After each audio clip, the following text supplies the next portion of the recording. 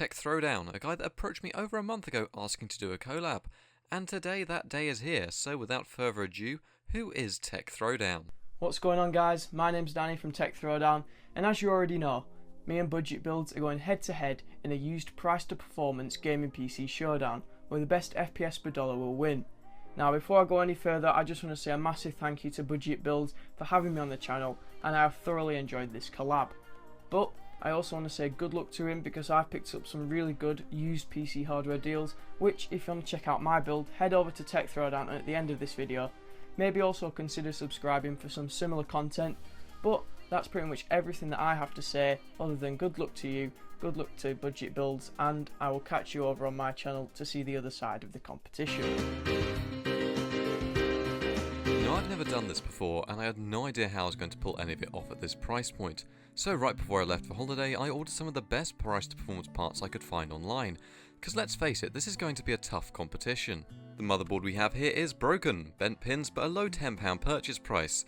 We also have a Core i3-2100 to pair it with, which was £15, and well, at this point could be worth it. We also have our £10 GTX 465, which we got from a few videos back, so at this point we know at least one part works. The case we're using is one of our own from a long time ago, which came with an FSP Group power supply unit.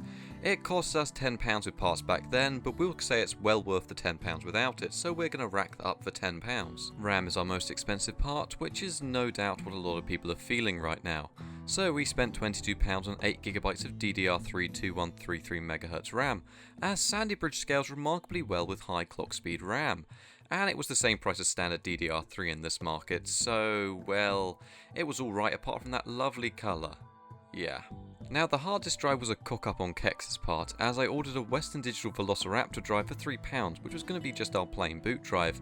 But thanks to their mistake, I got sent a 160GB Western Digital Blue drive, which isn't half bad.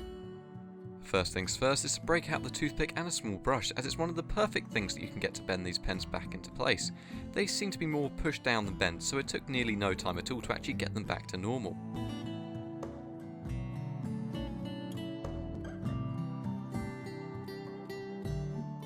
But there was another issue. The cooler was, well, more than dirty and had a nice little layer of dust around it, which I didn't really want to touch. So luckily I have a hose to hand, which got the job done. And after that was done, I just stuck it up to dry so we could get on with the rest of our build. After this, I fitted the Core i3 into the motherboard, which should perform okay in games thanks to its decent IPC and hyperthreading. It runs at 3.1 GHz and has a nice low 65W TDP. We're going to be using that stock cooler that the motherboard came with, as it cleaned up quite nicely and the thing is way larger than the newer Intel ones. And the screws feel a lot more premium than the clips that the new Intel ones come with, which are just really fiddly and annoying. RAM wise is fairly usual, as thanks to its fast speed it will help that Core i3 function at its best. It's some of the best DDR3 you can buy, apart from that dodgy colour. Now we're going to put the hard drive in the one bay that needs it, as this hard drive will have way more than enough storage for our OS and our games. Thanks to the motherboard's micro ATX design, it's perfect for the case, so we're just going to go ahead and screw that all in quickly.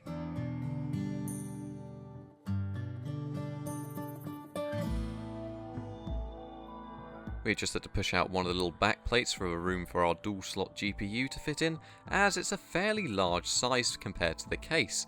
But so far the GTX 465 has become my favourite budget card of 2017 thanks to the performance we saw from it earlier. The power supply unit should just about be able to cope, so let's go and plug it all in. My main concern is the TDP of the GTX 465, but due to the low power of the Core i3-2120, I'd say we'll be just fine. The SATA cables like to route behind the back of the caddy just to make it look a tad tidier, but the rest of the cables proved to be no challenge to plug in at all and tuck away in the little braces provided.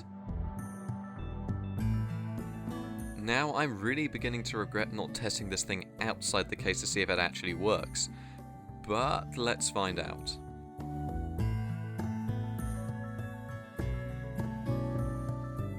And fortunately, thanks to the noise of the fans revving up, I'd say that we were good to go in terms of getting Windows onto it.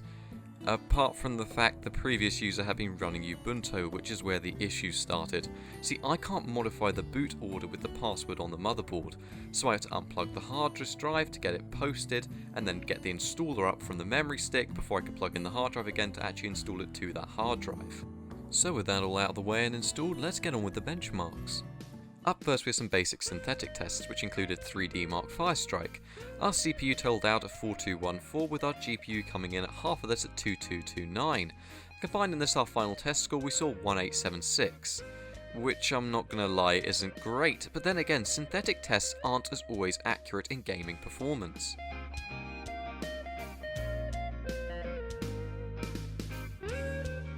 Cinebench placed us with a score of 270, which once again isn't bad, but Cinebench heavily favours real cores over threads, which we're severely lacking. In real gaming, however, we saw great performance. GTA 5 with the high settings returns with a great 51 FPS average, only ever dropping below that mark down to 38 FPS in heavy explosions, but for the most part the game stayed around that 50 FPS mark.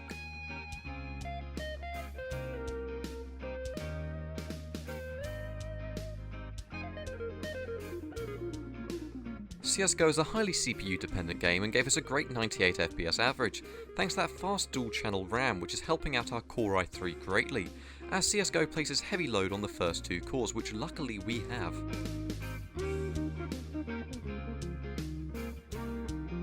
As for Doom in medium settings, it was virtually unplayable with a 27 FPS average and constant dips below this mark, hitting 18 FPS at the very worst of times. However, I would like to say that the hardware can do much more than this, so I set the resolution scale to 75% and immediately we never dipped below 30 FPS and stayed at a 36 FPS average for the vast amount of the time, a large improvement for this machine. Finally, rounding off with Fallout 4, which we ran with most of the options set to medium, except for God Rays, which was set to low. The game looked nice and ran with a fairly constant 43 FPS average, hitting 60 FPS for a large portion of the game when not in extremely intensive parts such as the city shown.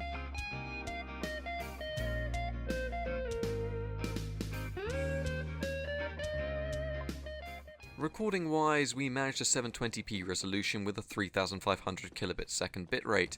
In older titles you can likely up the bitrate and the resolution to 1080p, but for the newer titles like CSGO, in order to maintain decent FPS in game, we have to offer 720p resolution. So am I happy with this machine's performance?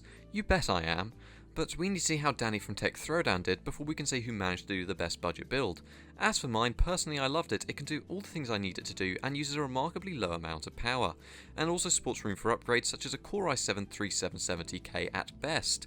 Admittedly, you would have to up the budget by just over £100 to get this kind of performance, but for now the Core i3 can manage just about all the things I need it to. I mean, this whole video was edited on a Core i3. Thank you very much for watching this video. Good night! And if you enjoyed this video, why not go check out Tech Throwdown's video? He makes some great budget content with a large emphasis on modding the components to get the most out of them. Thanks to all of you who have supported this channel so far, and I'm very glad to be back and have more content coming.